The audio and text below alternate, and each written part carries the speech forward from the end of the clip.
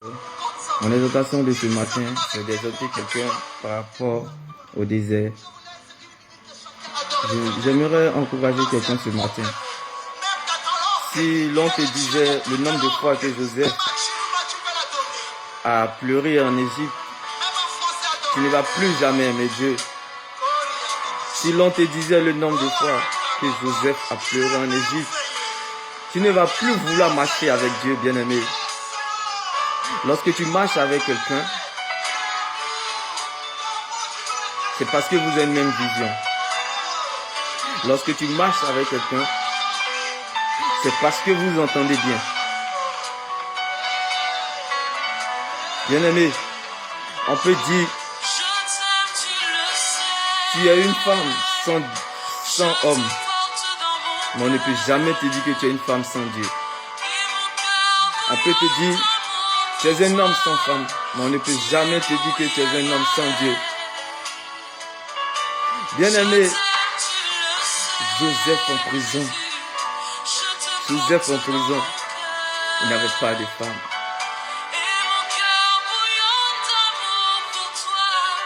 Oui, David dans la vallée, il n'avait pas de femme.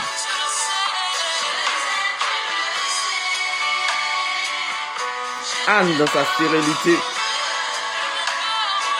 elle n'avait pas de mari dans son cœur pour la consoler, à part l'Éternel des armées bien-aimées.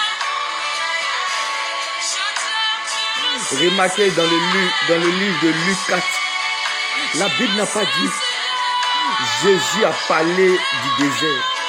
Je n'ai jamais médité la Bible où j'ai vu que Jésus parlait de la douleur.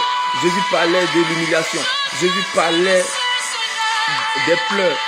Mais Jésus parlait aux pleurs. Jésus parlait à la douleur. Dans le livre de Luc 4, la Bible nous mentionne, ou bien nous, quand nous méditons, nous ne voyons jamais Jésus en train de parler du désert. Mais Jésus parlait au désert. Jésus ne parlait pas du désert, il parlait au désert.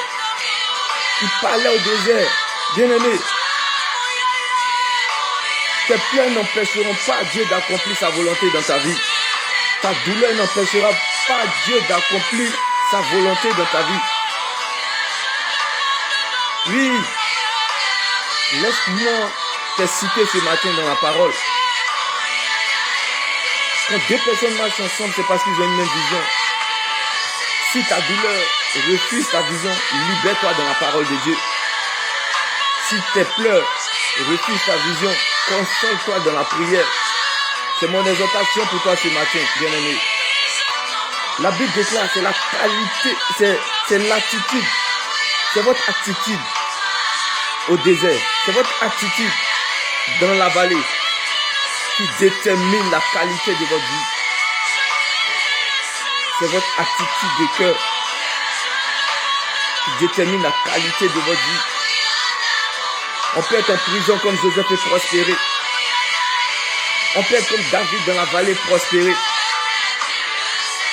Vous n'allez jamais voir que Jésus a parlé il a parlé des problèmes, il a parlé des maladies, il a parlé aux problèmes, il a parlé à la maladie.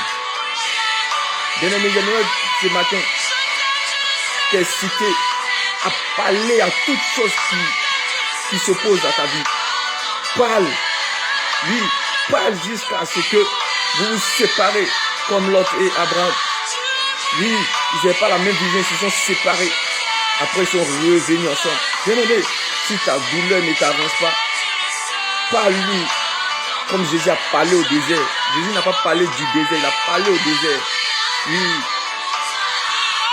Pendant que le peuple d'Israël cherchait un roi, Dieu avait déjà produit son roi.